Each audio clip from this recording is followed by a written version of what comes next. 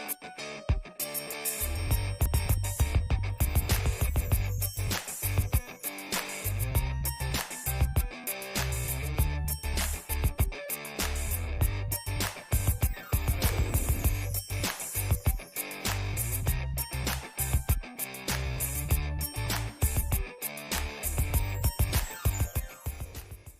the Xchange Talk Radio Show. Join in on informational, motivational, and controversial topics. It's all about the exchange. Here's your host, your girl Stormy on the mic, and co-host Eddie Up.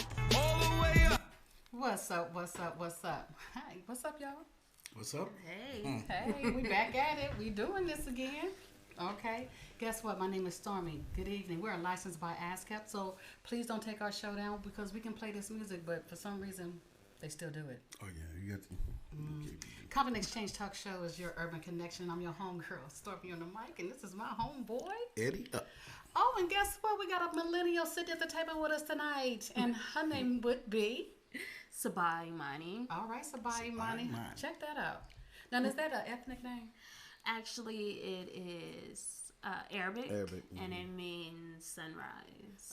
Okay, y'all. Arabic and it means sunrise. You know. Do you see the sun shining? Well, you know what? You remember last week we did a show with the kids, and we asked them to give us what they considered ghetto names. Mm-hmm. So she ain't no Isha. But, well.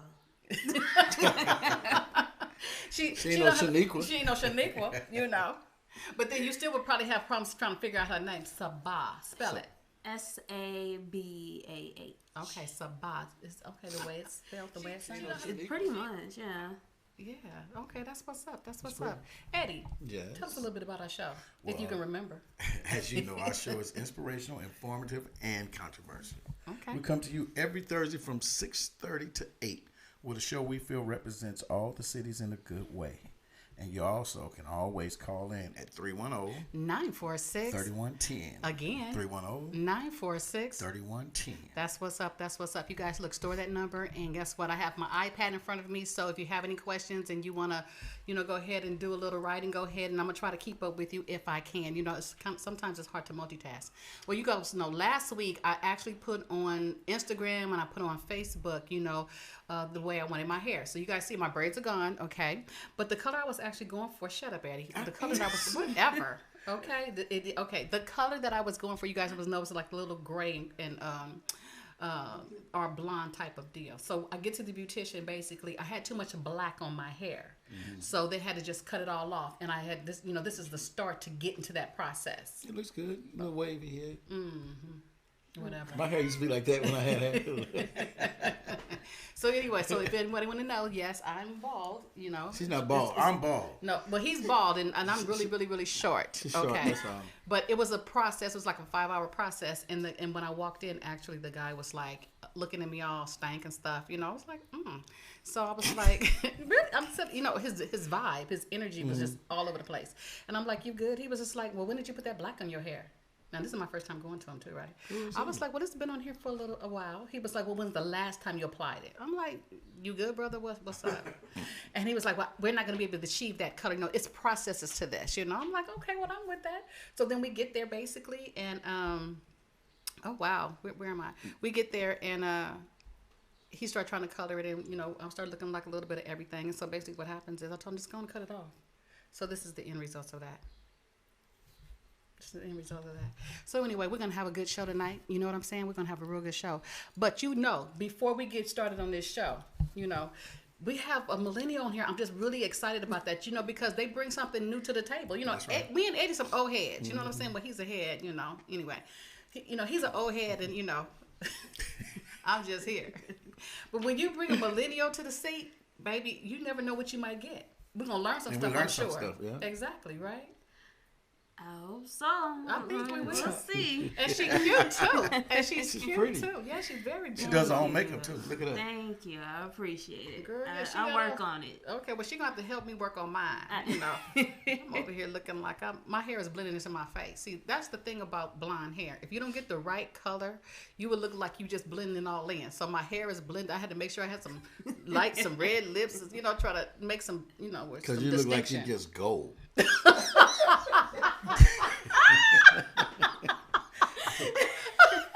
looking like a damn Oscar.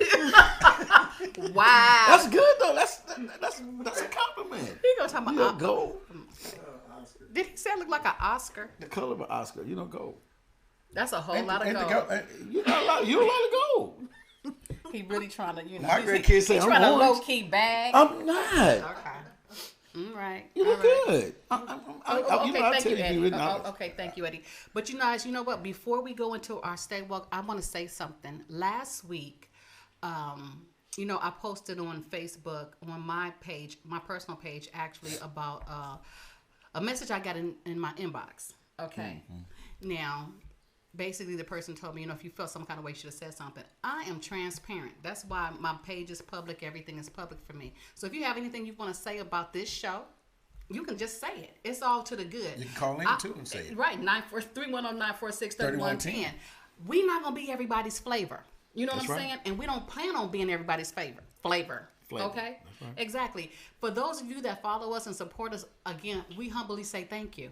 Okay? For those of you that don't like us, deuces, it makes no difference. It is what it is. But you know what, though? What? I always say, if you ain't got a hate in your life, you're doing something wrong. That's true. Is that what you think? What you think about that, Sabah? I've always had people saying everything about me, and it bothered me for a minute, and then I was like, I don't really need all y'all, so you can say what you want, but it's not going to change nothing. Right. So go ahead. Okay. Have your opinion and then move on. Okay. We good. And that's what's up. So basically, like I said, we're okay with criticism. It's okay. But thing about it is they had a problem with that.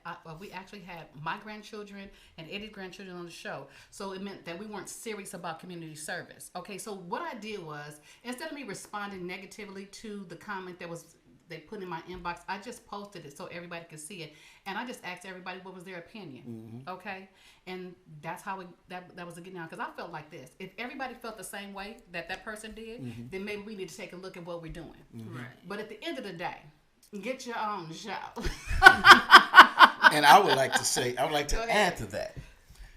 And when you say that you bring your own grandkids to the show, and there are other hidden leaders, up and coming leaders, you're saying that our grandkids are not leaders or up and coming leaders. Okay. And our grandkids are very smart. Okay, keep going, Eddie. I think I had our grandkids are very intelligent. They're very smart, and they all are leaders. And I beg to differ when you say that there are other hidden up and coming leaders like our kids are not, our grandkids are not. And I just want to say that our grandkids are up and coming leaders. That's right. And on top of that, we can bring on the show who we want to bring on. That's right. So unless you're going to be the executive producer, then fine. There it is. We already have a director, and we already have a DJ. We have all the people that we need. And the thing about it is we're okay with criticism. If you have something that you want us to do the show about, hit us up. You got our telephone number. We're public. Our pages are public. Our Instagrams are public, whatever. Go ahead and say whatever you want to say. But don't hate on us bringing our grandchildren on, because I'm going to keep on doing what I want to do. And this month right now, we're acknowledging the young people. You see, we have a millennial sitting at our table, that she's blessed us to be here. We had our grandchildren on last week, and that was ages from 9 to 13. Okay, and so it's all about the children. We talked about suicide. We talked about bullying. We talked about cliques. We talked about a lot of things, And I was just informed today about a young lady that from My Sister's Keeper, one young lady that's going through some things. You know what I'm saying? So we're all about helping. It doesn't matter whose children they are. Our kids are exposed to a lot of things as well. So I just stay woke on that. We're gonna keep doing what we want to do. And if you find that this is not for you, then we go to another podcast. There it is. Okay, so keep. With that being said, I guess we're gonna stay woke.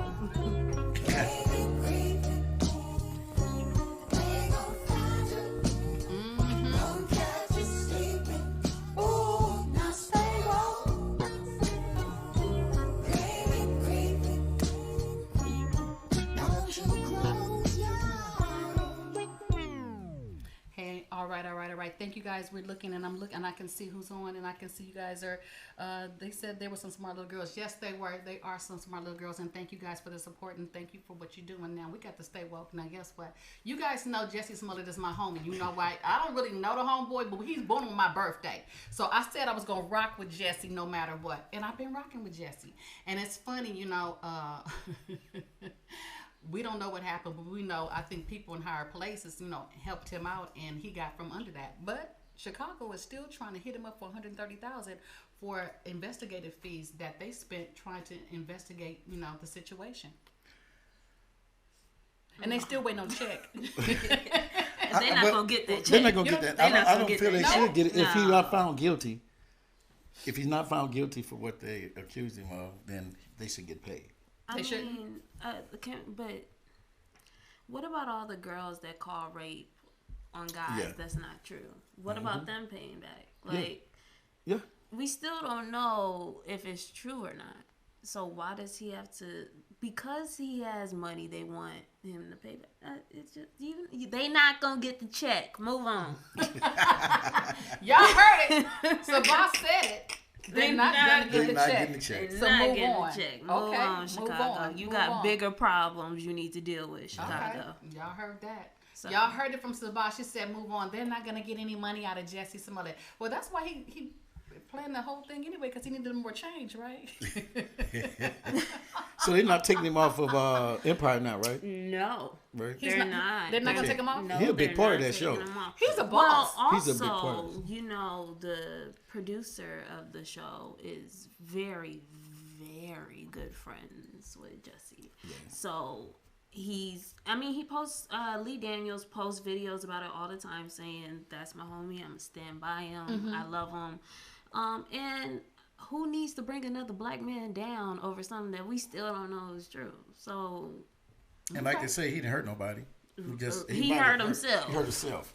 So who he was like? Yeah, move on. Okay, so moving on. So we moving on. Okay, Jesse, look.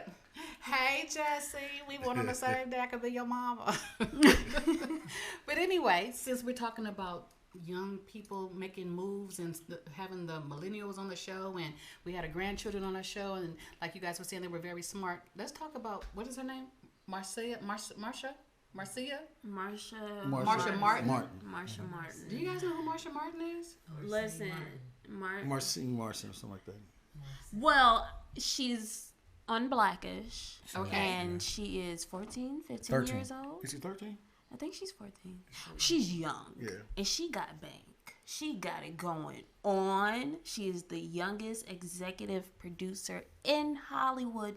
Point blank, period. Like, she got it going on. And I just want her to rub a little bit of that off on me. Like, you know, just a little bit. Can I get a little bit of that magic? Because I can use it. Okay, so we're talking about the youngest daughter that plays on Blackish. Yes. Okay, and so she's going to be on a movie called Little. Mm-hmm. Yes, Little comes out April 12th. Okay. And she came up with the idea for it. Did she? Yes, she came up. That's amazing. There's videos viral all over Instagram about how she came about the idea. And they definitely bought into it. Yes, and she wanted to pretty much the movie Big by Tom Hanks. But Tom Hanks redid it. Yeah, she wanted to redo it, but do it with a full black cast. Full black cast, and she did it, and I really think it's gonna be. I do too. I think it's gonna be a great movie. Okay, well, our hats off to is it Marcia Martin. You guys, the movie comes out April 12th. It's Little. Support our young people. Now, she's an executive producer. She's doing her doggone thing, and we are proud. Yes. We're proud. Okay. Yes. Well, that's a good thing. That's a good thing. Okay. So, you guys know what? You know what went down last week. So, we're going to have to, we're going to pay homage to Nipsey Hussle. Last time that I checked, it was 5 chains on my neck.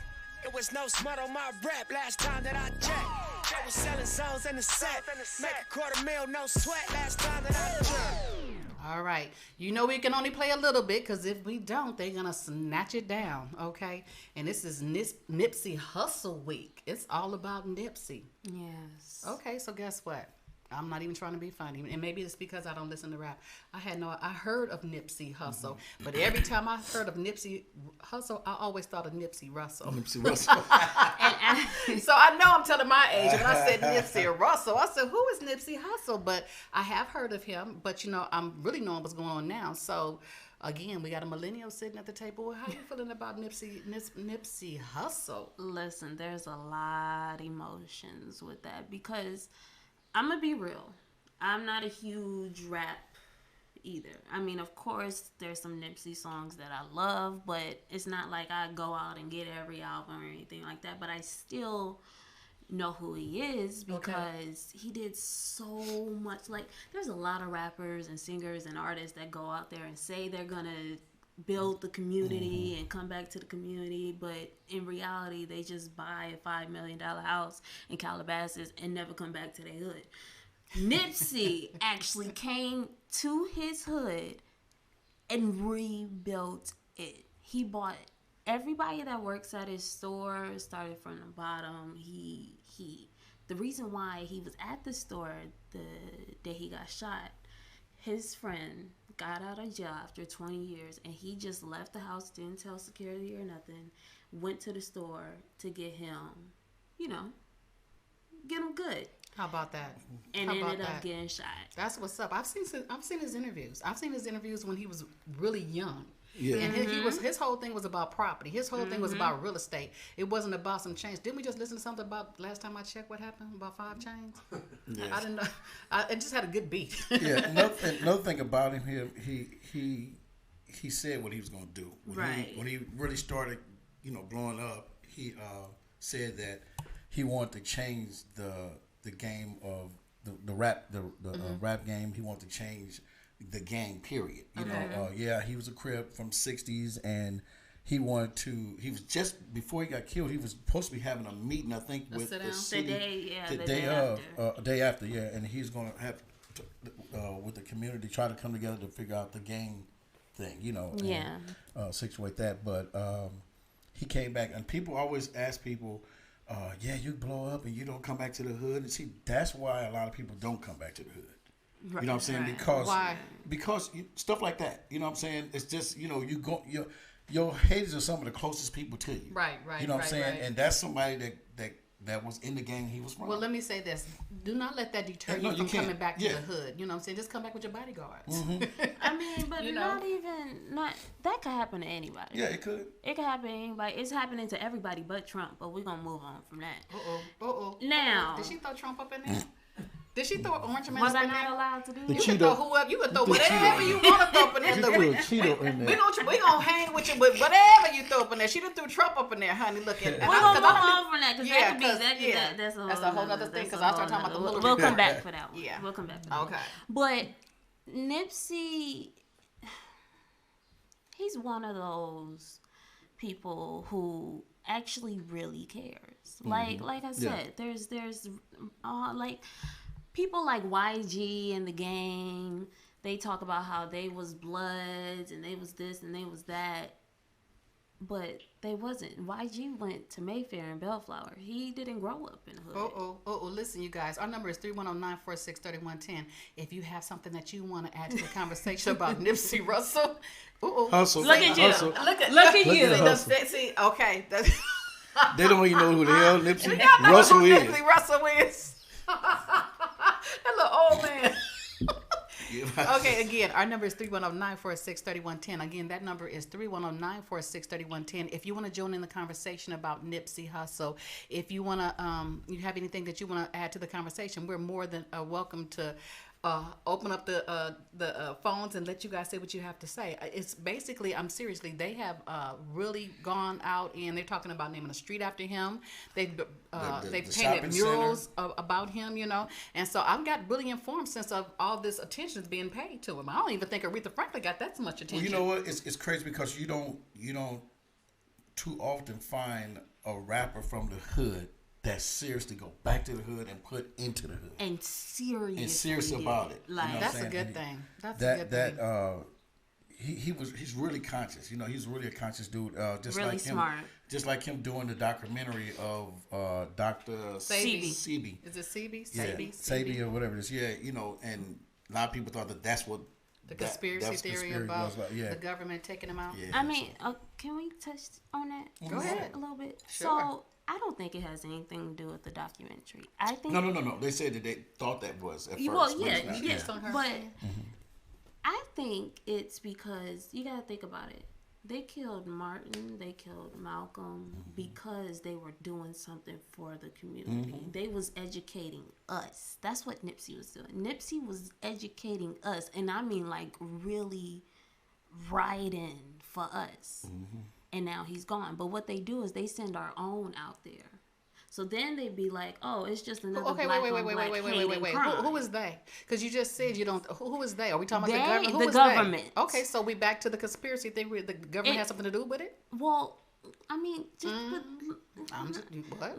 listen though, like, come on, let's just make sense of this. You kill somebody like Nipsey Hussle, and you gonna go to Bellflower? You gonna go right down the street? If you just killed Nipsey Hussle, you will go out of the first thing you do is check out of the country, and you go to Bellflower. Okay, but this dude right here, let's check it out like you said. The guy that they said killed Nipsey Hussle. Let me get my Nipsey's right. Nipsey Hussle actually had just been released from jail not too long ago. He was in jail. Now basically, you got this. If he up in Nipsey's face, he don't have no money. Okay, he obviously wasn't doing that great. Okay, where was he gonna go? Because everybody was on his head. Now I heard something. Now I have not fact checked this. Now they said that they went after somebody in his family. They said he was on. Oh no, they killed 5 people from Eric Holder, who is the shooter. They killed 5 of his family members. Okay, I'll be in Bellflower trying to turn myself in at the mental health issue place too. No, because I'll be and they said prior to that he had came up there. Prior to that, before that, and Nipsey and him had some words because I guess something about he was a snitch or something. Then he told him to get out, and then he left, and he came back. These are just there's so many. Of course, if something happened in the streets, there's gonna be so many different stories. Now, the guy that was standing in front of him when Nipsey got shot said it wasn't about, "Oh, you're a snitch. I don't want you over here." He said he came over, said, "Hi, what's up? I'm a rapper. You know, I just respect you, Nipsey." And, you know, just saying what's up, giving him his credit. Walked away, got some food, came back shooting. So it could be that. Or it could be Nipsey saying, "Listen, bro, I don't need your energy around Well, two here." people actually lived in this situation. Basically, they know the story. So we're not going to really ever know the real. You know what I'm saying? We're speculating, okay? It's just about a conversation. The bottom line, at the end of the day, the young man did a lot for his community, okay? And we appreciate that. And people are paying their homage and showing how much they appreciate him actually giving in, buying into the community and teaching people financial responsibility and letting them know it's not about the change in the cars and stuff like that, but get you some property, something that you can actually make some money. So he was changing the game. You know what I'm saying? He was changing the game. And so we pay homage to him today on the Xchange Talk Show because he was doing a good thing. And anytime you can do something good, then we want to acknowledge him. So we don't know why, who, what, when, or where. Doesn't matter. But at the end of the day, what we're doing is we're praying for his family, his children, because I'm sure he's going to be, oh my God, missed so bad, So thank you for. I'm sorry, but can we also respect our men while they're still here? Of course, sure, we should. Like, we shouldn't be painting morals and trying to change streets. Like, out of all streets, Crenshaw and Slauson is Crenshaw and Slauson. Nipsey wouldn't want his name changed. Anyways. So you don't think Nipsey would have wanted them to change Crenshaw to be Nipsey Hussle Avenue? Boulevard. No. Is it Boulevard? Is it Boulevard? Boulevard and Hustle Avenue and no, because those are landmarks. You say Crenshaw and Slauson, no matter where you're from or where you go, you say Crenshaw and Slauson, people gonna know what you're talking about. Girl, they gonna know what you're talking about if you say Nipsey Hussle now. I mean, this man is worldwide. worldwide. Name a store after him. Name the little shopping center. Name that after him. but don't change the landmarks that people grew up on. Like, don't do that. Okay. I don't think he. That's a good. I got shot at on Crenshaw and Slauson. Right. Be proud of somebody being killed, but can we love our black men that are actually doing something while they're here? Everybody, once somebody dies, is like, oh, he was there for me. I know him. He was good. That's cool. But where was all that support when he was still here? Like, can we do that for our black men? Maybe that will help them stay around a little bit longer. You know what? Like she's saying, love on our men now. Our black men need a lot of love. They need a lot of attention. You know, there's always negativity and negative talk about our black men. But you know what? Guess what? Everybody want our men. So it's something special about them. I'm being real honest. It's something special about them. Everybody wants our men. They've been wanting them since the time of slavery. Everybody wants to be us, period. You know, so how y'all feel about that? I'm just saying. You're not just playing. Just saying. You're not just playing. Just saying. Oh, you said you're just saying? Yeah, You're just saying. Okay. So we love you, black men. Yes. And we love you, black women. Okay. Yes. That's a good thing. Okay, so Nipsey Hussle. I really, if they change Crenshaw to Nipsey Hussle Boulevard or Hustle Boulevard or Nipsey Boulevard, it doesn't bother me. I'm okay with it, whatever. However, we can get our landmarks out there to represent our black people. I think I'm okay with that. I'm okay with that. I wasn't raised in L.A. I don't know nothing about Crenshaw or whatever. She says it's a landmark, and that's okay. It'll be a landmark named Nipsey. It'll be a landmark named Hustle. Hustle Boulevard. Right? They have over 400,000, I think, signatures. So if they can do it, I'm gonna say, do what you do. You know. No. You know. I mean, but that's you. You're right. Yeah, I beg to differ. I'm with it. I'm with it. You can name it jump Stormy Boulevard if you want to, but they quick to jump and change stuff after somebody dies. But you know what? I mean, that's what happens. That's what happens. Too, that's what happens. A lot of times we don't ride with them while they're alive, and a lot of So times, you know, we don't stay woke. Now we woke. You woke when something happens. Okay, so then you know, if that's the way we can pay homage, then you know, like I said, I'm with the streets. Do it. All right, Nipsey. Look, Nipsey Boulevard. I'm over here on Nipsey Boulevard. What you think? You think they're gonna keep the marathon store keep going? Of course. I mean, if they don't, that's ridiculous. Well, I think that based on the interviews and the things I've seen about Nipsey, I think he's a smart young man. I think he's probably had all his things put in place. Yeah, he's about to buy some property that he grew up, some store he used to work at. He's about to buy that. Now, didn't he do an interview and say that if they kill me to keep... What do you say? Ride for me. So what does that mean? That if means they kill me, ride for me. Was they riding for him when they were out there? That's the kind of riding he's talking about? What do you mean ride for me? It means like keep supporting me, keep my name going. Keep so that's what I'm saying. Name that street. Name that street. I'm riding for you, Nipsey. Name the street. Make it the Nipsey Hussle Boulevard. Name the street. I'm riding for you. I feel you on that. So I don't know about that. I mean, not Crenshaw and Slauson. Okay. Why are you so stuck on Crenshaw and Slauson? I mean, because like she's out there when the low riding and stuff back. I mean, now. How old are you? 23. She's 23. Well, they out there for it right now. Girl, you been on Crenshaw and Slauson? Yeah. She be at the Slauson swap meet. Well, they changed the swap meet. Slauson swap meet to Hustle swap meet. Oh my God, that don't even sound right. See, look at her. Let's say Nipsey Hussle Center.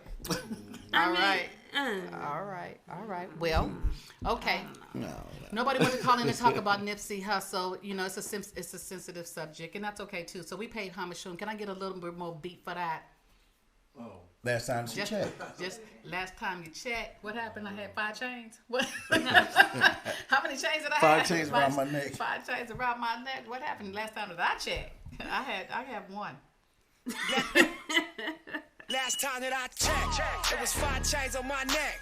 It was no smut on my rep. Last time that I checked, I was selling zones in the set. Make a $250,000, no sweat. Last time that I checked. All right, last time that I checked, ain't no 5 chains on my neck, but I have 1. But that's what's up. Okay. All right, you guys. Blessings and prayers go up for Nipsey Hussle's family. Yes. Okay. And Lauren London. And Lauren London. Now, is that a wife or is that a girlfriend? Yeah, he just married. I mean, yeah. I heard they did get married. They got married In Mexico. They there's no wedding pictures or nothing like that.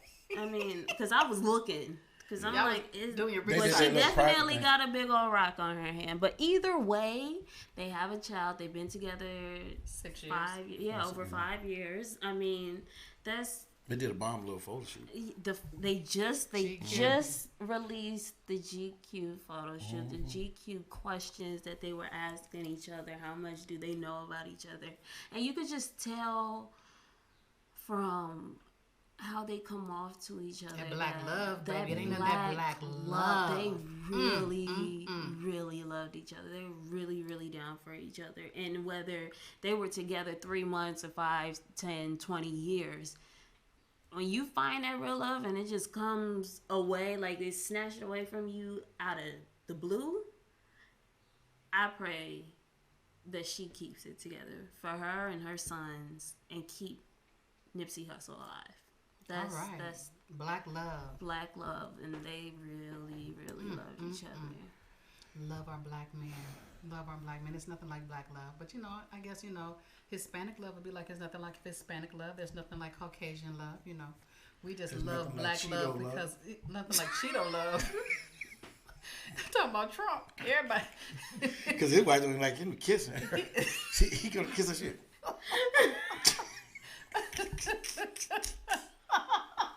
Well, somebody let him hump on him. Shoot, he done had several wives. God. He done had several wives. That's 'cause of that money. Somebody been humping on Orange Man. That's that Nothing money. but the Can you money. imagine that swoop up in your face? That Can you imagine? thing hit you in the face. Can you imagine He that? leaning over Can you. you- He leaned over you. That little orange weave is hitting you. That little lace front hitting you. He said the lace front hit you. I feel like I was thumb up. Oh, God. God. Oh. Whoever did it to Trump. He got that little flap. And them It's faces like he be a making. flap. Oh my God, but he probably ain't getting nothing now though. You don't know that? He probably ain't getting nothing. Child, ain't nobody doing Listen, nothing. he got so much going on right now. He can't worry about it. He too busy tweeting. Right. He too busy tweeting. Yeah, that's too bad. Okay. So, I don't know if you guys knew it or not, but today, Martin Luther King was assassinated April 4th, 1968. So what we want to do is we want to pay homage. We want to pay homage to Martin Luther King. And I don't know if you guys knew it, but yeah, today in 1968, they took Martin Luther King from us. I have a dream that one day this nation will rise up, live out the true meaning of its creed. We hold these truths to be self-evident that all men are created equal. I have a dream that one day on the red hills of Georgia. All right. So again, you just heard Martin Luther King say he had a dream. Nipsey Hussle had a dream as well, So again, the assassination of Nipsey Hussle today was the assassination in 1968 of Martin Luther King. Okay, they're taking our good people away. Okay, so basically, when these people, like I understand what Nipsey's saying, keep on riding for me, ride for me. If I got you started, keep on with the movement. It's just like Martin Luther King. We would not be where we are today as black people if it had not been for black leaders, putting their lives on the line. It's easy to bury your head and be like, y'all go ahead, Right. It's easy to do that. But that's a tough job to get out there in front of everybody and say, I have a dream, or saying, I want to be created equal. You know what I'm saying? I want Especially equal pay. at that time. Right. You know what I'm saying? And so in his own way, Nipsey Hussle did the same thing. He came back for his community. He came back for his community. So like I said, I'm down with changing the street. A brother put his money out there. He was very innovative and smart when it came to, like they said, he sold his albums for $100, He did his thing, so he obviously had a good mentor, and we give God and we praise God and thank you for the lives that they lived, okay, and that, we'll let their legacy continue to move on. Yep. Yes, All right. forever. All right. So now, with that being said, the young lady that we have on our show right now is Sabah Amani. That's a beautiful name. I know your mother was probably thinking, oh, this is going to be some kind of Listen. girl right here. I'm going to name her Sabah actually Amani. thought I was Onaje. They thought I was a boy. Okay. And so who's Onaje? My brother. Okay, check out that name. So what does Onaje mean? Loyalty, king, something. Your mother was into that name royalty thing, huh? She said, because people would be like, well, where did that name come from? And Mom, I asked her, and she said she would go like, hello, can I speak to Swa? Hi, Swa, how are you? Like, that's how she would figure out the names. And I'm like, if it works for you, then I guess it works for me. Right. So, Sabah, what's your nationality? I am black as they come. And I say black as they come because I get people looking at me and saying, oh, you have to be mixed. Why do I have to be mixed? I am black. My dad is from Guyana. He's Caribbean. So, okay, that's why. Yeah. That's why I was get to it, girl. Get to it. All that black as they come, that's good. Yeah. But give us the real good stuff. Like your daddy is what? He's from Guyana, and my mom is from Tallulah, Louisiana. Yeah, she's a little yellow thing. Little yellow thing. Yeah, from Louisiana. She was the black sheep in the family. Okay, and so now she done hooked up on some African stuff. Listen, she was trying to get chocolate kids, and she didn't get chocolate kids. You said Guyana. Well, okay. Guyanese. Okay, excuse me. Okay, our director is schooling me. School me. Guyanese. Because I call everybody African. Look, she's Guyanese. Okay, so what is a Guyanese? From Guyana. From Guyana. Okay, so that's still like it's one of those Caribbean countries that's not an island. Okay. But it's still Caribbean. Okay. So you Guyanese and Guyanese and African American in Louisiana. Guyanese, Compton and Louisiana. Your mama, that's why your name's Sabah. Child, listen. She would have got somebody that went from Guyanese. I bet your name would have been like Jackie or Jayla. Shaniqua. It wouldn't have been no Sabah. She would have had Latanya, Letitia, Tamanisha. Listen, if y'all know my mama, she would have not. Trying to be over there talking about her name is Sabah. Yeah, girl, she was on that. She was playing with that Ghana. She was over there with that Ghana Nisa. I heard that, girl. I ain't mad at you. Do what you do. Okay, so do you are you familiar with your other side, being Guyanese? To a point. Okay. To a point. Even my mom, we always say my mom has to be some type of Caribbean because even without my dad's side of the family, my mom, like, the jerk chicken and the reggae on Saturday mornings. Girl, that's because she got and all. I mean, she got Guyanese all in her. She got Guyanese, honey. He left his step. He left his marks. You see, he dropped the seeds. Yeah, he dropped the seeds. Yeah. Right. He planted. Can we not talk about my mom and dad like that? I mean, can we move on from that, please? You talk about she all into some jerk chicken and some. I'm quite sure she is. I guess she is on some jerk. And rice and beans. Sabah. Her name is Sabah. Okay. All right. That's what's up. I ain't mad at you. Like what you like and you do what you do. Okay. That's what's up. So with that being said, by your father being Guyanese and your mother being, let's say, African American, okay, you have sickle cell. Yes. Okay, but you have a different type of sickle cell. I have beta thalassemia and sickle cell, which is pretty much two different blood disorders mixed into one. Wow. Beta thalassemia affects the white blood count. Like, say, for example, you have 20 white blood cells. I only have like 2. And then my red blood cells, your red blood cells are like a donut shape, a circle shape. Mine's are like a banana. So when they move through the arteries, because they have those stickies on the ends, they get stuck in the artery, which causes pain. And it literally feels like a stabbing, sticking type of pain. Okay, so let me say this. My father is German and black, and my mother is she's black, but I'm not sure what her other culture is. But I have sickle cell trait. So that means some of my blood cells are round, and some of them are sickle, like you said, like a banana. Okay, and I found out that I had sickle cell trait when at the age of, I'm gonna say probably about 7 or 8, when we were doing some blood testing in school, when they should start testing for sickle cell, because they didn't test for it at first. And what happened was I would always have pains. My legs and joints were always hurt, and they kept telling my mother that it was growing pains. Growing pains. And a lot of people will tell you that you do not have pain when you have trait, but you do. It just depends on the person. I've had it my whole life. I always medicated myself because I've always had pain.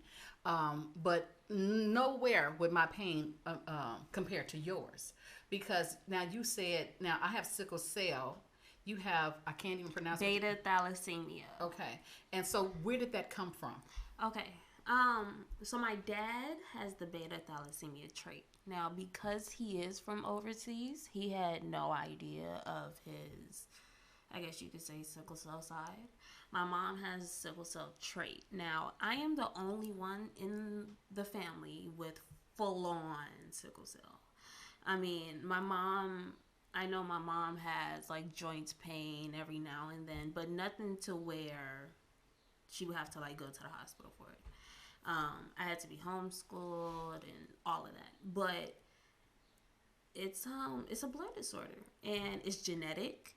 You can't catch it. It, like, you get a cut and my blood goes into you. It doesn't work like that. Like, you literally you can't catch sickle cell. It's not a disease. I don't like the word disease. It's a disorder because I'm not contagious. I just am a little bit different. Okay, so by you having two, so this makes your sickle cell a little bit different than a person that would have just, I don't know if I'm saying this right, basic sickle cell. There's nothing basic about it, but you know there's what I mean? Different levels of levels. sickle cell. There's at the bottom, you start off with sickle cell trait, which you just carry the sickle cells, but you don't go through the full on sickle cell pains and everything like that. And then there's SC, which is sickle cell, and then there's SS, which is like serious sickle cell. I couldn't tell you the exact terms, but I'm at the top because I have 2 different ones going on. Wow. So yes, there is different levels, and everybody is different. There's people with full-on sickle cell that's probably been to the hospital, right, like once or twice their whole life. Like, it all depends on the person. How old were you when they found out that you actually had this disorder? 3 weeks. 3 weeks old. They tested for it. My parents tested for it immediately. My dad had no idea at this time. No idea. Why did they test for it immediately? I guess, I don't know if at that time they just test for that, but my mom requested the test because she knew she carried the trait. I mean, just to, cover all her bases.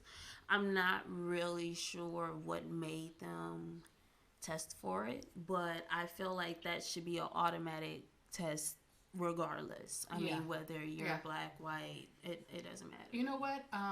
What happened with me is before I decided to have children, I would make sure whoever I was dating that they didn't have, or who I, was in a serious relationship with, that they didn't have the trait. Because I knew that there's like a 50% chance that I could have a child with the actual disorder. And I like that you said don't call it disease, because that was definitely what was getting ready to come out my mouth, because you said, because they call it sickle cell disease. And so, like you said, it's a sickle cell disorder. And so that makes a lot of sense. Yes. So basically, a lot of times when you get with a person, if you're not sure, if you don't know what's in your body, if you don't know your blood, I just happen to have known mine. Right. So your brother, does your brother have the trait? He has beta thalassemia trait.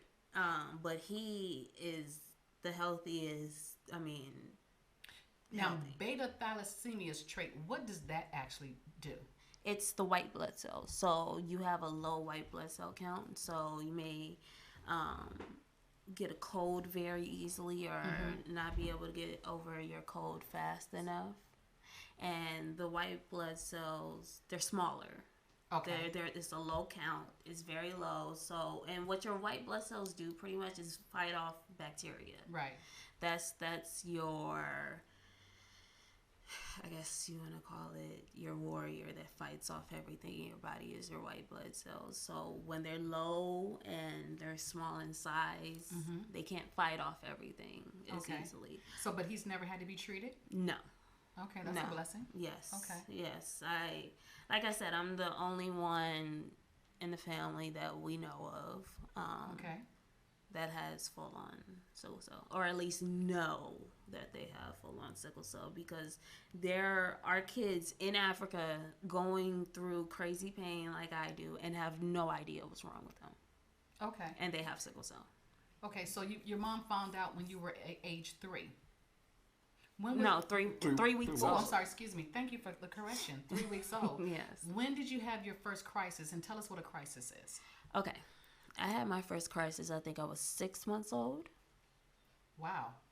6 months? Yes. 6 months old. Do you actually remember that? No, I don't remember. I don't remember it, but I do remember my mom telling me about it. I think we were in New York and we were at the grocery store, and I think she said my body just went still. Like I was like frozen, and she pinched me and I didn't cry. But she knew at 3 weeks that you had it. Yes. So she was prepared for what was to come? I guess, yes. Come. Okay. Yes. I guess you could say that. I know when she found out that I had sickle cell, it was really hard on her. I mean, because you have to pretty much be okay with having a sick child. And trying to figure out how to take care of your sick child.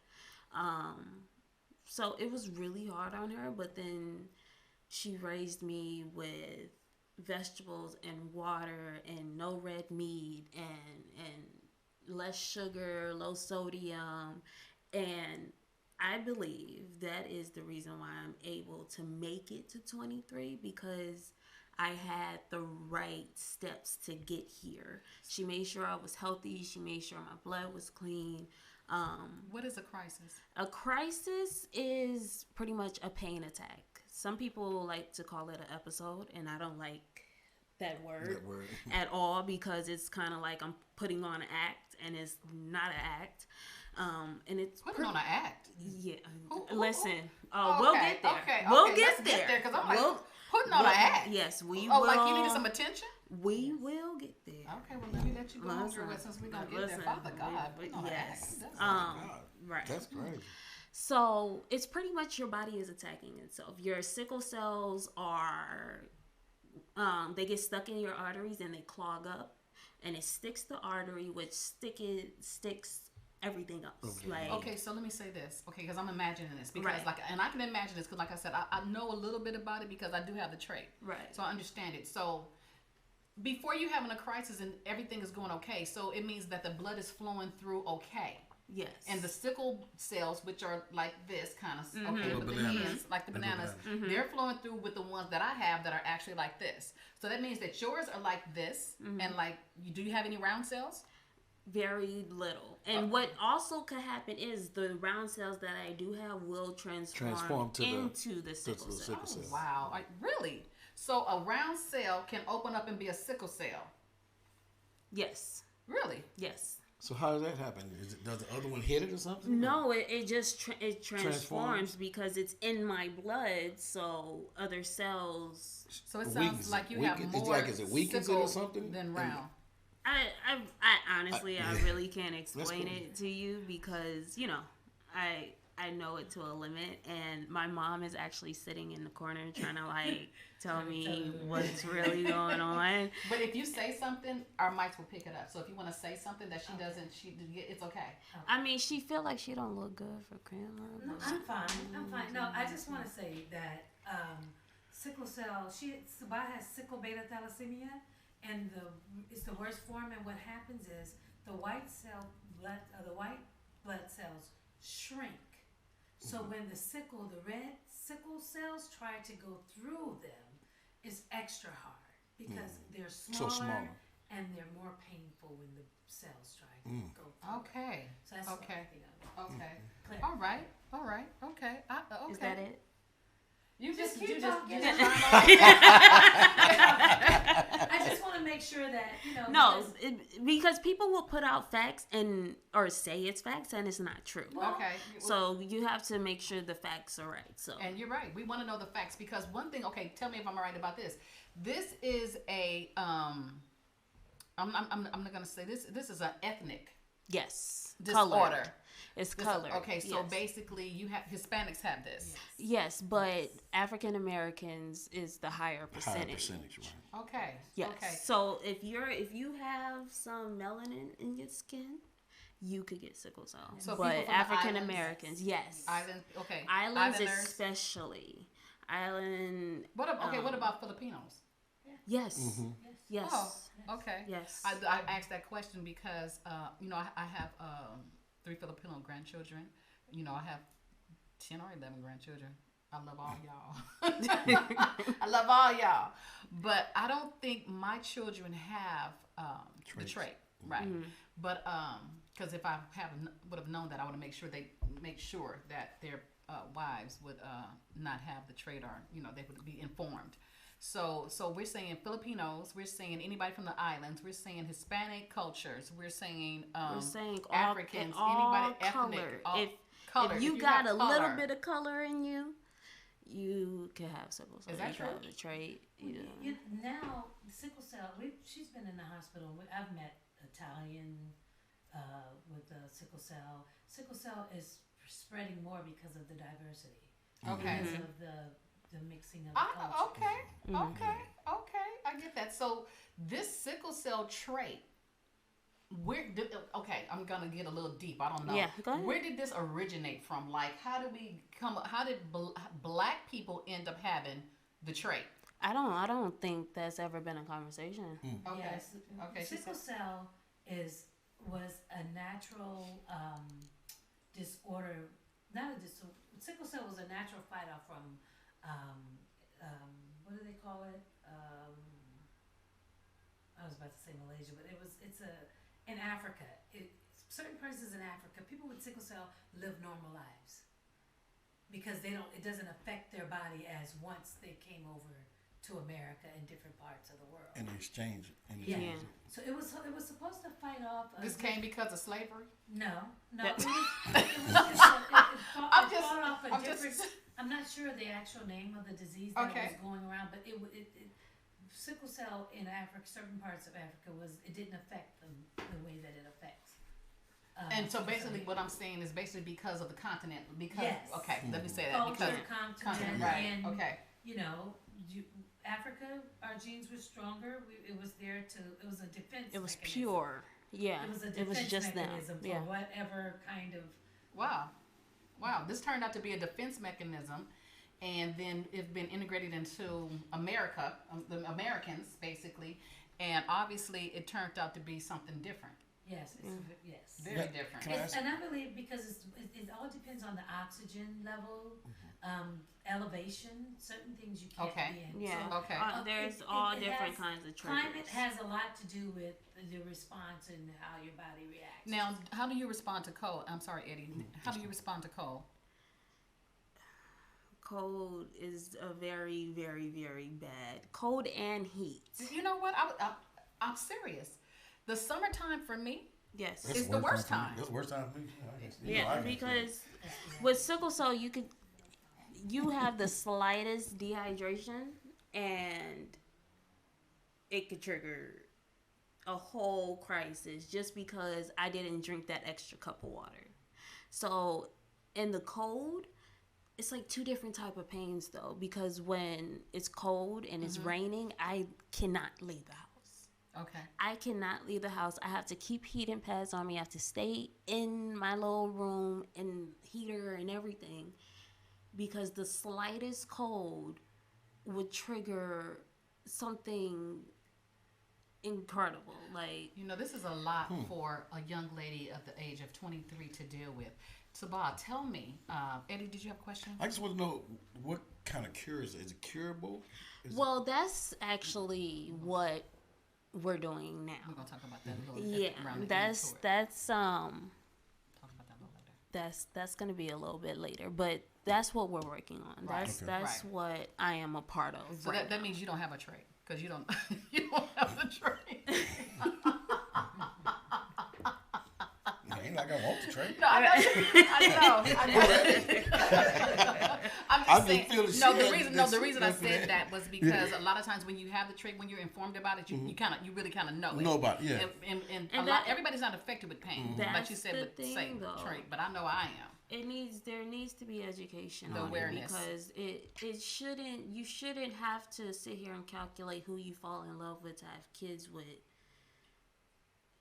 To not have sickle cell, you shouldn't have to do that. You should be able to be like, okay, if my child has sickle cell, I know what to do to make sure that they grow up and have a normal life. Right? You know what? It needs to be educated. You're right. To know you're right on that. I get what you're saying, because at the end of the day, if that was the case, then young lady, you wouldn't be here if your mother thought that way. And I get what you're saying. Okay, so that's a beautiful thing to say. But like I said, myself, that was just for me. Oh, no. That was just for me, because I knew when I was growing up, the average person, the lifespan was very short. Very short. No, it's very different now. Right. It's very different. So for me, that's why I had to make a conscious decision when I plan on having children, what the possibility of me having a children with the disorder would be. Yeah, but that's why that conversation starts, because time has changed. Like when I was younger and they talked about doing the bone marrow transplant, my mom was like, listen, y'all just now figuring that out. We not gonna do that and y'all don't know what y'all doing yet. The experimenting. Exactly. And what I did is technically an experiment. It's a trial run, but okay, I want to ask you this before you talk about your trial run that you went through, because I want you to kind of end with that. Okay? But what I want to talk about is being, again, we got our young, gifted, and black, because you're young, gifted, and black, very talented, very beautiful young lady. But your life at 23. Okay, so before that, you had to grow up. Yes. Okay, so how was it growing up with this disorder? Okay, so were you able to live a normal life? Because, like, say for instance, is it mandatory that you have a crisis all the time, or did you have them every once in a while, or was it every 6 months, or was it every, how often do you have a crisis, or how often did you have a crisis? It really depends on the year. I grew up. You grow up when you are born with something.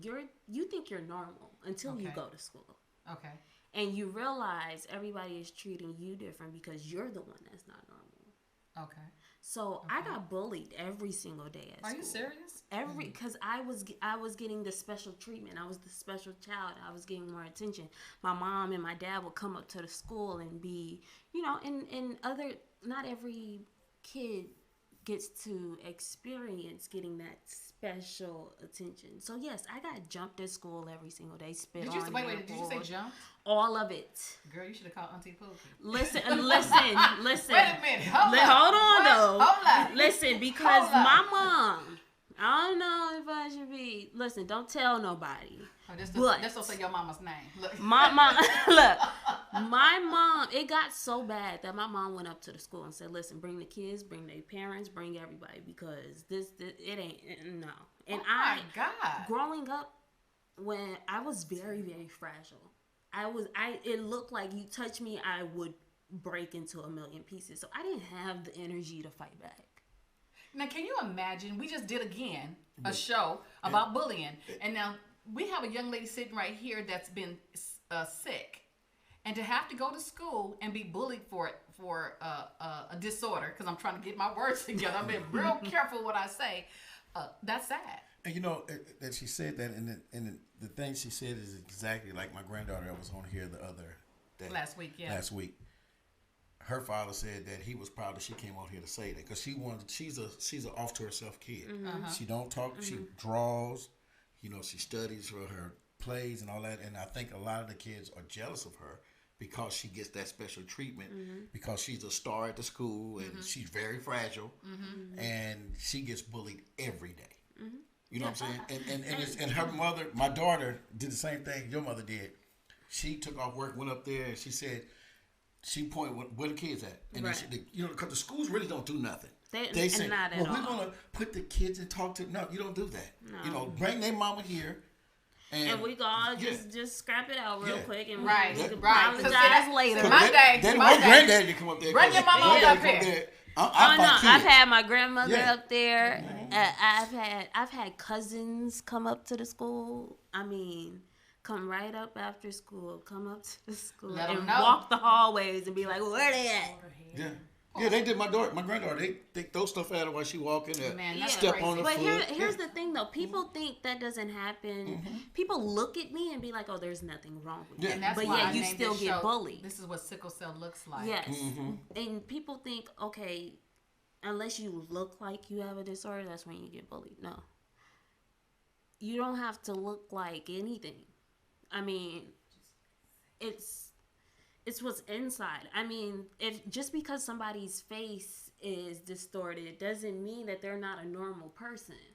Like, I could go about my day very normal if the people around me would treat me as if I was normal. You cannot treat somebody like they're crippled. And that later on, I mean, I went through high school. I mean, imagine elementary school, middle school, bullied all the time, every day. No, I can't imagine that. I can't imagine that. If you guys have a question, our number is 310-946-3110. Again, that number, if you have a question for Sabah, the number is 310-946-3110. I cannot imagine being bullied every day. But then that happens, and then I go to high school, and I completely shut that side off. I did not tell anybody I have sickle cell. If I was in the hospital, I was in the hospital because I got a cold. Like, I did not tell anybody. Because did you think high school was going to be different? No, I just... Did you think they would bully you in high school? Yeah. I didn't want it to continue. I completely shut down that side. I wanted to be the normal girl. Like... Did you feel like the normal girl? No, I didn't feel like the normal girl until I woke up one day and was like, listen, I can't get rid of this. This is something that's a part of me. And if you can't be a part of that, why am I trying to change myself that I can't change to be cool with you? Like, but in high school, I had to be homeschooled. I was in the hospital every month. Okay. Every single month I was in a hospital. So imagine going to the hospital every month and then trying to get back in school, and then once you start getting back in the groove, then you back in the hospital. Like, you just never able to catch up. So I had to be homeschooled. Did you have friends? I am not going to cry. Okay. Don't cry, girl. Don't cry, because I've been had to cry. Father God, look. Don't start crying. I have to tell myself, like, I'm not crying. Don't start crying. You're having all this mess run off my face. Listen, we're not going to cry. And we're not going to start crying in the corner either. But, no. I had a group of friends when I entered the end of middle school. And very cool. We was all cool. Very good friends. And then you get homeschooled, so you get pulled away from your social life. And you try to keep up, but you really can't, because you don't know what it's like to be able to be social and not have to worry, okay, I have to wear certain layers because it's 60 degrees outside. I have to make sure I have my pills with me because if something happens. And then you graduate, everybody go off to college, and you have to sit here because you're not able to go off to college. You're not able to be on your own, be by yourself, because you can't take care of yourself. You're so dependent on other people to take care of you. And when people go off to college, of course, their way, time goes by, and, things fade. But I went to Howard. All my friends went to Howard. And I went out there for homecoming. And at that time, my health was like, okay. So you did have some friends? I did have some friends. I had a group of friends for about like a few years. But it's like all my friendships never really last long because they can't understand. They weren't real friends? They weren't real friends. They can't understand that I get sick. And it's not that I don't want to hang out. It's I can't. I literally cannot get out of the bed. And they don't understand that. And that's the lack of education. No, that's a lack of friendship because they would have been right there with you. Yeah, a real friend would ride it out. Too. But a real friend would ride it out. Ride or die. You got to have a ride or die. What'd you say? Nothing. Got a shout out. You got to ride or die friends. But you know what? One thing I do know about you is you have a ride or die family. Oh yeah. You have a ride or die family. Your family you have a ride or die family. My mom, me and my mom, we're so much like the older I get, I realize we're so much alike, and we bump heads like crazy. But at the end, like if I'm in pain, I don't want you to touch me. I want my mom. Like I'm 23 years old, and I will go hop in my mom's bed, and we'll be in the hospital, and my mom will get in the hospital bed with me. And now because I'm older and I'm bigger, they would think like, well, are they like a couple? Like what's really going on? But because she works and she'll go away for work, but then she'll make sure she's working 16 hours a day, but on that weekend, she's going to fly just for those 2 days, just so she can lay in that hospital bed with me. I mean, we'll go at it like crazy. Like, our moods and everything will go at it. But at the end, yes, I do have a ride or die family. Yeah, your mother's a ride or die. Yes. That's what's up. That's what's up. Thing. Yes. That's what's up. So, have you been able to date? Listen. Okay, listen. we going from birth to 23. I don't have no problems with it, but I'm just saying, being 23 saying? and being in this generation and dating, even if you are normal, it's hard. Yeah. Okay. Point blank, period. Okay. It's hard. It's hard to find somebody that don't just want to get in the bed with you and touch up on you and feel up on you as if it's just okay. It's not okay. And then on top of having a disorder and having to be like, okay, you have to handle me a certain way. I'm like, I ain't got time to be trying to figure out how to handle you. You know what? But that's the truth though. Like that's. But you know truth. what? God's gonna bless you with somebody that's gonna figure out. And I'm waiting. I'm waiting. I'm sitting here. I'm ready. Okay. It's gonna be okay. I'm ready. She ready. She ready. She said, "I'm ready." She said, "I'm ready." It took me a long time because I always wanted that comfort from somebody. I always wanted that, like somebody and to that's be there. Okay. And it took me 20 years to figure out if you can't understand how to be by yourself, how on earth are you gonna be with somebody else? Well, you know what, sweetie? Look, let me say this. You've been doing this for a long time. A long time. You've been doing this thing for a long time. You're very mature. Yeah. And so I think you've learned to be by yourself and how to, I think you've learned a lot. So you'll know when that person comes because he's going to be real. You know, you won't have to guess at it. You know what I'm saying? You won't have to guess. God's going to send you that right person that's okay, that's going to ride with you through the pains, through all baby, that I go got through. you. Exactly. Don't worry about it. So I know you're ready, but guess what? God's putting him together. I gotta wait. I mean, he taking forever, but He may not come. wait. He may not come when you want him to, but he'll he's be always right on on time. When you look up, you go like, dang, you be looking up 2 years. But you're still so young, baby. You're still so young. You're 23 years old. You're still so young. So I am, and you know, you always say you're saying, you know, there's a minute. My words always get caught up. There's a young person on the show, and I don't really connect with people my age. I connect with old people like us. With the old head. Well, I can tell you right now, you don't want no old head, baby. Let me tell you, you don't want no old head. I wanted one. I just said I connected. Look, you probably can connect. You're going to connect with somebody a little bit. You know, you 23. Maybe 26. No, my limit. Okay, what's your limit? Okay, let's talk about your limit. My limit, I say 30, like 30. Yeah, because my mom be like, "Listen, you have to go 30. At least 10 years older because girl, I'm mentally, okay, I'm gonna tell you about that 10 years. I am mentally older, but then at the same time, it doesn't matter what age they are; they all gonna act the same. No, that's not true. That's not true. I got issues. I'm telling you, you might have. Let me tell you something. I got a son. that is 24. Your son, Lil Wayne? And my son... Don't you start doing that. No. I'm going to start explaining to you. My son... Let me tell you about my son. I taught my son to be a man so that way he would carry himself like he's older. Right. You know what I'm saying? Because I've always taught my son, if you with somebody, whatever it took you to get her, don't stop that, add to it. Mm-hmm. You feel me? That way, if you open the door, don't stop opening the door. But here's the thing, though. Not everybody got dads. Yeah, that's true. That's true. The problem.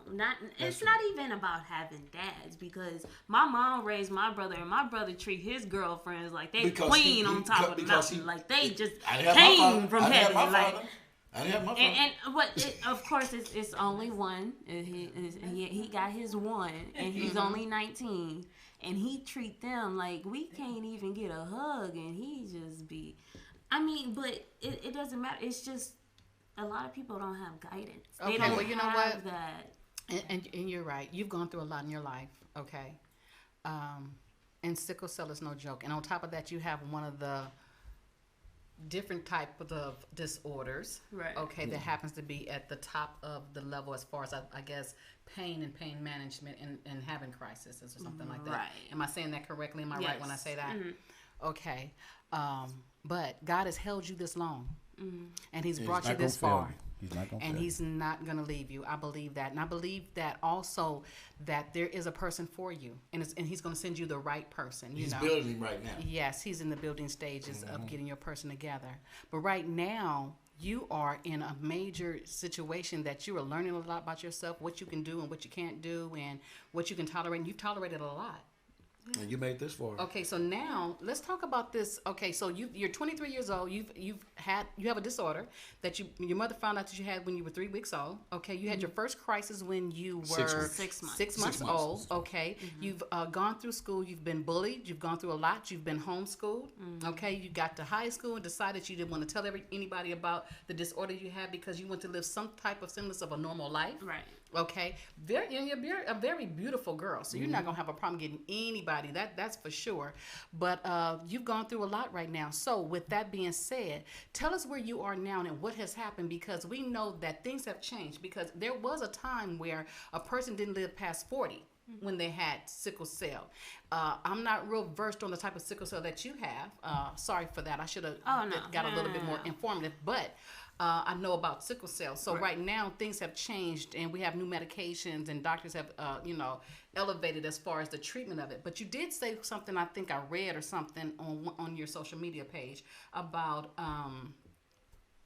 they almost like the hospitals don't treat it as. Okay. Can you elaborate on that? Like the hospitals don't treat it as. Okay.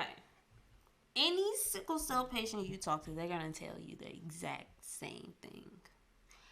They do not give us the medicine the way that they're... Okay, imagine this. You are on a regimen your whole life, and then all of a sudden, it changed. You get medicine a certain way for... I guess it stopped when I was like 17 or 16, when they changed the medicine. They give it to you straight. And then what they did was they literally give you this much medicine and that much water and tell you to live with it. So now you're diluting my medicine.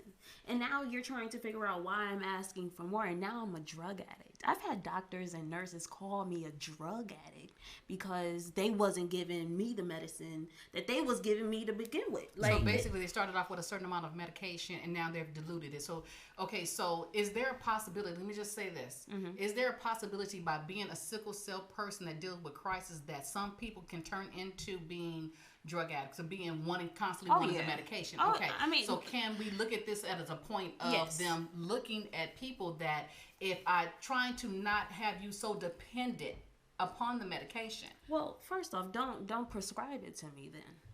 Okay. I mean, I'm just no, let's be real. Let's be real. Yeah. Don't prescribe me something and then get mad when you change it and I'm like, it's not working for me. Okay, again, we're going back to being addicted to pain medication. Yeah. Right? Now, anybody, I'm sorry. Anybody would be lying if they said that high did not feel good. You lying. Let's just be real. It's real. I mean, you get medicine and that's it. But it's the afterwards that people don't think about. You're in the hospital, you get this medicine 24/7, then you come out. You have to detox off that medicine. Okay, so again, it's like being an addict, right? And then for 20 years, and then you're coming off. She said being an addict for 20 years. No, that's the best way I could, because you're getting serious medicine. Okay, so when you get this serious medication, when you go into the hospital for your crisis, when you go home, they don't give you the same medication? It's in the pill form. It's different. Okay, so you have the pill form, and then when you're in the hospital, you have the IV form. IV form, the liquid. Okay, so then again, they have to manage it, right? Yeah, but you still, even if I do have the medicine at home, it's still going to be a difference because it's going from IV to pill. Like, even if it is the same dose and all that, it's still a difference because the pill isn't as strong as the IV. The liquid probably attacks it faster. Okay. Yes. I get that yes. part. I get that part. But, so like I said, I was reading one of your posts. So you're not saying that the same caring nature that they have is not there. They're just trying to get, like you said, you use that water as an example. They're taking you down. They're taking you down because the body can only tolerate that much for so long. But right? that's what they're saying. But if your body is used to that, you should be able, if you're a doctor and you're a nurse and you've been doing this your whole life, you should be able to look at a person and tell what they're really here for. Are they here for drugs, or are they really in pain? You should be able to look at that person and be able to tell. Okay, well, I mean, that's an opinion because, see, you are a person that's in the hospital. I understand that. But then they might deal with a lot of people that are addicted that might, so they have to try to have a balance. To make sure of course. But at the same time, you got to look at everybody as individuals, not as a group. That's what they do. They look at sickle cell patients as a group. Everybody is different. We might all have the same disorder, but it's different with everybody. Okay, so let me say this. Do you think you're addicted? No. Oh no. Like, the first thing when I had my bone marrow transplant was, I need off this medicine. Okay, so let's talk about that. So we're talking about now. Okay, so what happened? So basically, with your story, we've gone from 3 weeks to 23. Okay, and so now I read before they started doing some different things as far as bone marrow transplant and they did. I think there was one person that actually no longer has sickle cell because she got a bone marrow transplant. Is that true? Currently, no. Okay, so it's something. Okay, it's a work in progress. So because I did read this about a young lady that got a bone marrow, transplant, and she no longer carries. But what I'm saying is she's not the only one anymore. Okay, so let me say this. There has been improvement in treating sickle cell, okay? And there is a young lady, okay, African American, that was treated with a bone marrow transplant, and she is no longer a sickle cell patient. Yes. Okay, right. Okay, so that started in what year? Was that a couple of years ago? It's about 2 years. About 2 years ago. Okay, so with that being said, now see, that's moving forward. That they're moving forward and trying to cure this disorder, right? So with that being said, you have received the same. You had a bone marrow transplant to do the same thing for you. Is that true? Yes. Okay, so tell us about that story. How did you get to the point where you actually end up getting a bone marrow transplant to help you remove this disorder from your body? Now, it was always a conversation. It was always a conversation from what I remember. I remember we first had the conversation. I think I was like 10. But the technology wasn't where it is now. It was definitely an option, but I had amazing doctors, pediatric doctors, amazing doctors. And they're like, listen, you're going through it, but we're not going to put you through that just for you for it to go wrong. So years went by. I'm 17, and they say, okay, we're ready for you to do the bone marrow transplant. Now, going through this process, it was kind of like I was just going with what my mom really wanted. I didn't really want to do it. I didn't really feel in my heart like I should get this bone marrow. So a bone marrow transplant can stop you from having crisis, to stop you from going through what you've been going through, give you a normal life, and you didn't think you wanted it? I wasn't ready. I wasn't ready mentally. Is it okay? Is it a serious? Oh, it's very serious. Okay, so the bone marrow process, like the first time that we talked about having bone marrow, I had cut off my hair. I was ready for chemo. They called and said the donor pulled out. You have to do chemo for a bone marrow transplant? Yes. Okay. So, but then they come back like 2 years later and say, we could do it with a half match. And a half match is with your parents. A full match, if your siblings aren't a match, then you have to go outside the family to find a match for a full match. But what I did is a new study where you could do a half match, which is through a parent. The process, you do have to have chemo. My mom was my donor. You do have to go through serious chemo. Now let me say something about this, about your mom being a donor. Now, by your mother being a sickle cell carrier, yes. Okay, how was she able to qualify as a bone marrow donor for you? Because having the trait is a lot better than having beta thalassemia. Okay, so what does that mean? That if you got a bone marrow transplant, you'll just have the trait, okay, and not the other. Yes, and I will only have the trait because my mom has the trait. Now, if my mom did not have the trait, I would not have the trait. But it is about getting lower. I mean, even if you have the bone marrow transplant and you have the trait, it's a lot better than having the full. Than having the full. Of course, yes. Yes. I can't say everything, but it's a very, very, very serious process. Tell us about the process. Mm-hmm. You go through chemo. I went into the hospital. I was about 125. You go into the hospital. Now, after the chemo, you get mouth sores. They said you look bored. Take your hand down. Oh, you can't touch her. They can't see your face. You come. They can't see. I'm trying to look at her. Down. Yeah, take your hand down. Okay. You after the chemo, you get mouth sores. So your mouth, your tongue, everything is literally peeling. Mm-hmm. My tongue peeled so much it was smooth. There was no taste buds. Period. Not one taste bud. So your whole GI tract, your throat, stomach, that whole tract right there is peeling. It has sores. So you can't And this is from chemo? Yes. What kind of chemo was that? Well, that's the part that people don't talk about with chemo. That's one of the side effects of chemo, no matter what kind of chemo it is. Really? Yes. No, that's true. It's because they strip you down and it takes away everything, and that's why. It's a clean slate. They have to clean your body out. Yeah, so it's more when they go through the bone marrow as opposed to radiation. Okay. Because they're stripping down, so that's the reason why it's more severe. So a bone marrow is what? Okay, so the chemo is so they strip everything down. I actually did a blood exchange too, where they took all my blood out and replaced it with new blood. What? So they took all my sickle cells out and replaced it with non-sickle cells. Now, if you can do, is that? Wait a minute. Yeah. You said the same thing I'm thinking. Whoa. So is that through the bone marrow, or you just do that? They can take all your blood out and replenish you with some different blood. Why they just can't do that? Well, because it doesn't.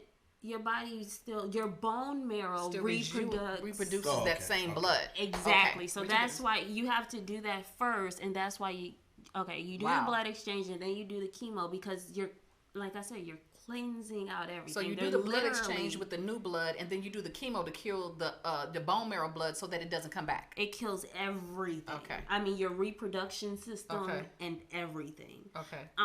And so, but what the bone marrow transplant is, people think they take out the actual bone marrow and stick it back in you. That's not the case.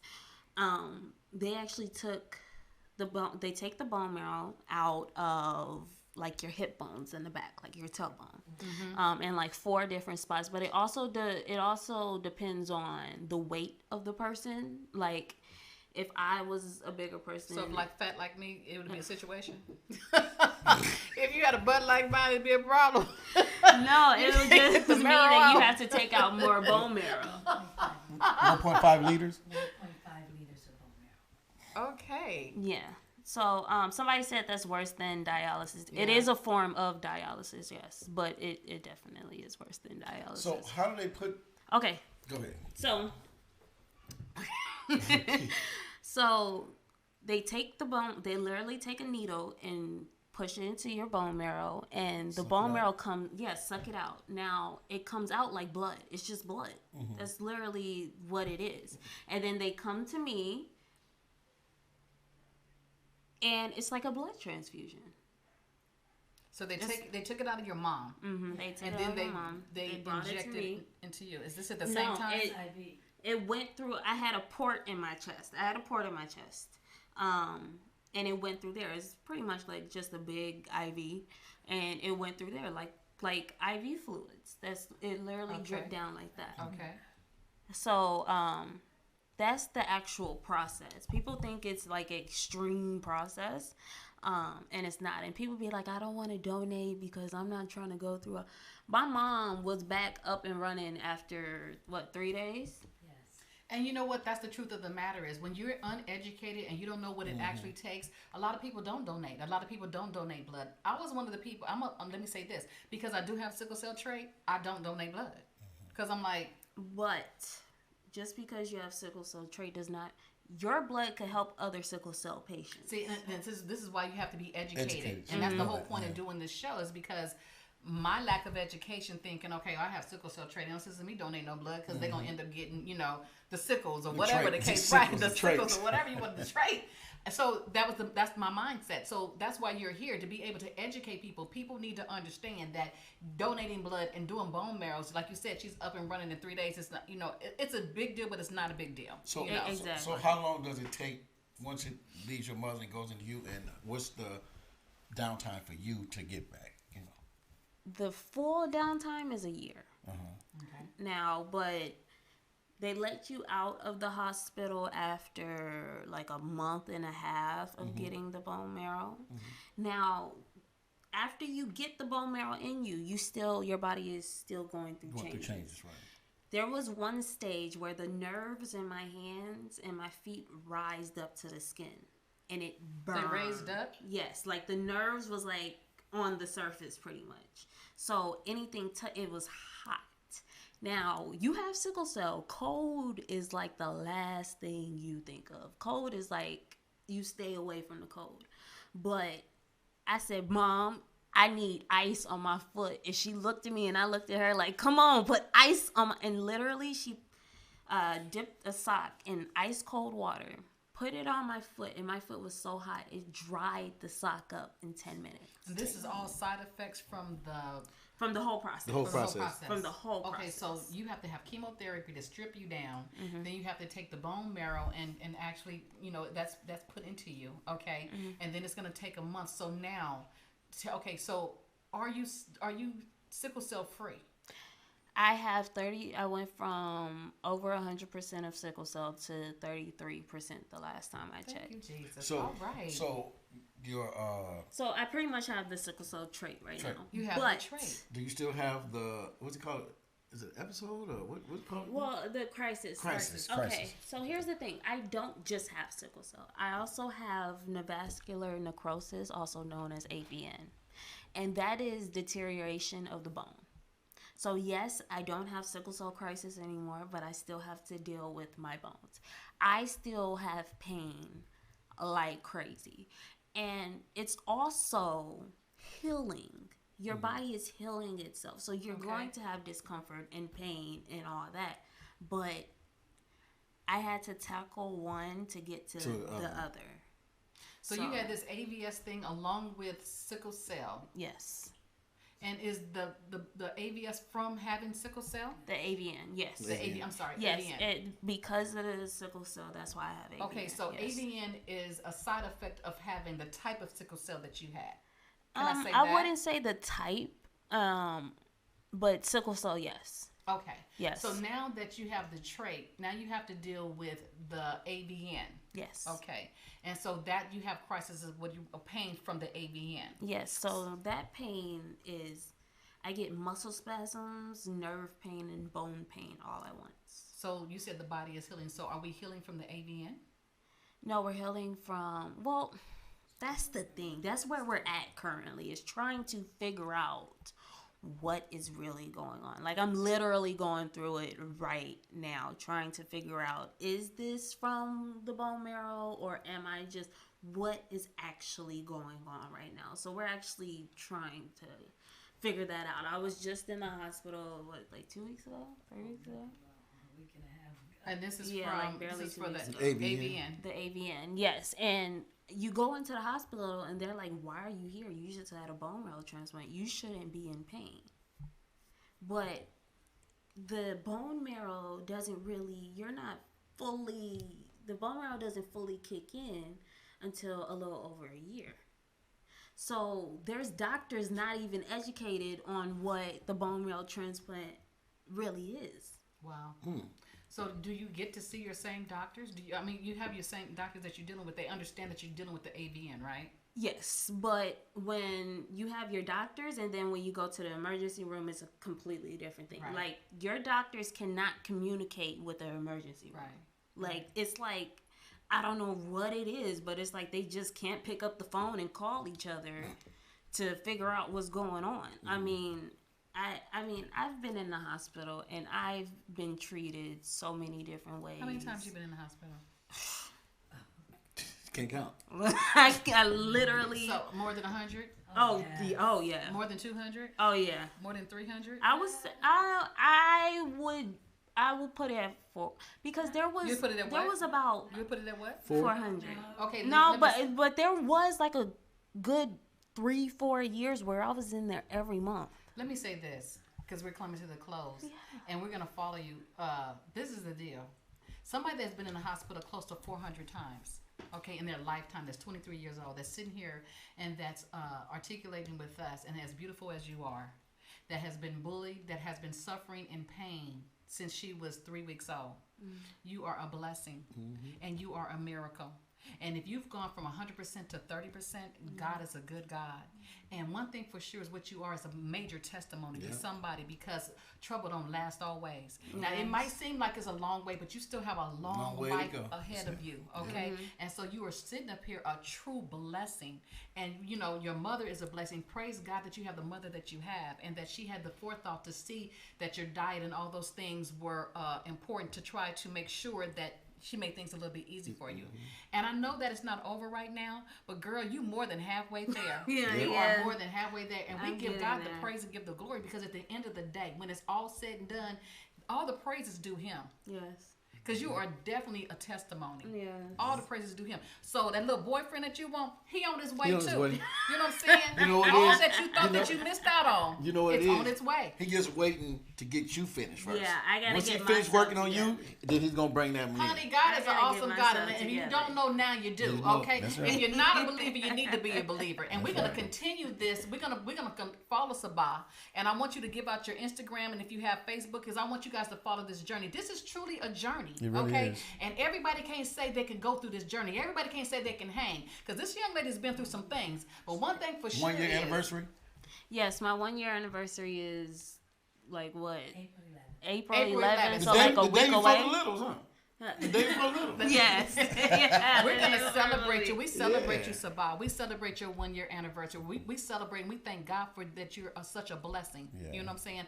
And I'm sure that God has something for you to do. You're gonna be a spokesperson. You're the face of Sickle Cell. You have a foundation. What's the name of your foundation? It's Sabah Imani Sickle Cell Foundation. Okay, spell that. Twitter and Instagram is Okay.